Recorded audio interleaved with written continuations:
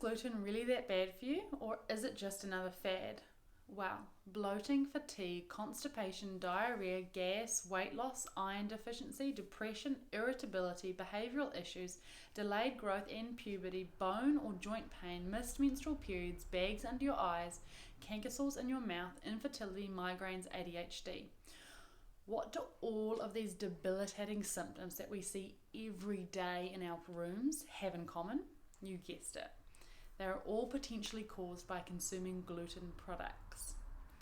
I'm Dr. Tina Coleman, chiropractor, applied kinesiologist, and holistic healthcare practitioner here at the Healing Room. For decades now, foods containing gluten such as bread and pasta have been the basis of a healthy diet, even being recommended in most of the healthy eating pyramids to be consumed as one of the main parts of the daily diet. But today, celiac disease is considered one of the most common genetic disorders. Since there are so many people being diagnosed with celiac, you may be wondering what the actual problem is with gluten. Is it really that bad for us? Or should we be avoiding it even if we're not celiac or gluten intolerant? Well, a lot of the problem with eating bread and pastas today comes from the way it's processed. A grain is made up of 3 components: a brain, an endosperm, and a germ. Out of these 3 components, we use just the endosperm in white flour, which contains the protein and the carbohydrates. We leave out all the rest, which contains the fiber, the B vitamins, the minerals, the proteins, the polyunsaturated fats, and antioxidants. So we're basically not really starting that whole process on a good foot already. Secondly, it used to take days and days to make a loaf of bread, feeding that bacteria with the flour to make a beautiful sourdough. The fermentation process in making the sourdough actually helps break down the gluten, so it's already partially digested before we even eat it. But nowadays, a loaf of bread in the supermarket can take 20 minutes to make. By speeding up this process, we lose a lot of the nutrients and are left really with the gluten and a whole lot of added chemicals and preservatives that are used to try and make the bread actually look like real bread. Now, the big problem with gluten is that it can trigger an abnormal immune response by activating the molecule called zonulin. This triggers an opening of the gap junctions between the cells that line the gut, allowing the gluten molecules to leak through. Because gluten doesn't belong in the lining of the gut, our body does not recognize it. And so the body then forms an immune attack against the molecules of gluten.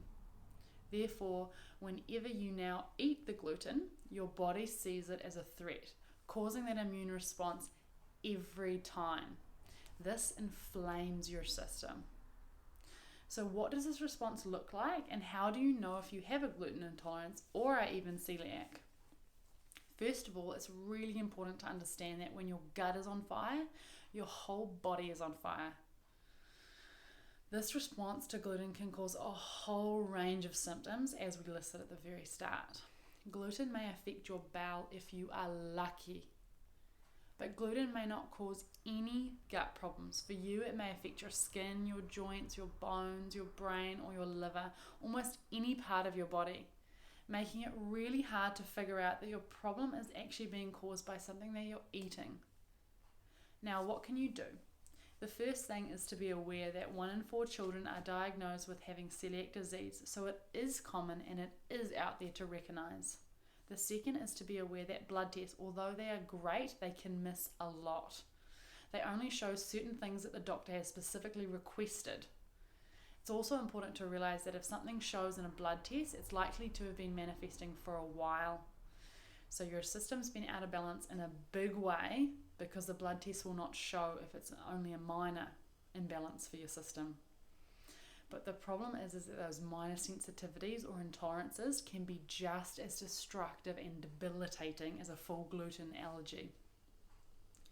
Thirdly, there are other ways to test for gluten sensitivities and intolerances besides the blood tests. At the Healing Room, we use muscle testing or applied kinesiology to check for foods and toxins that may be negatively affecting your body. You can watch a video of Dr Jolanta demonstrating food intolerance testing by clicking on the link provided below. And fourthly, getting checked at the healing room is a great idea to make sure your body becomes as healthy as possible, and so that it can adapt to all the toxins and the traumas and the stresses that we're exposed to on a daily basis. So that's everything you need to know about gluten. I'm Dr. Tina from the Healing Room. I look forward to seeing you all next time.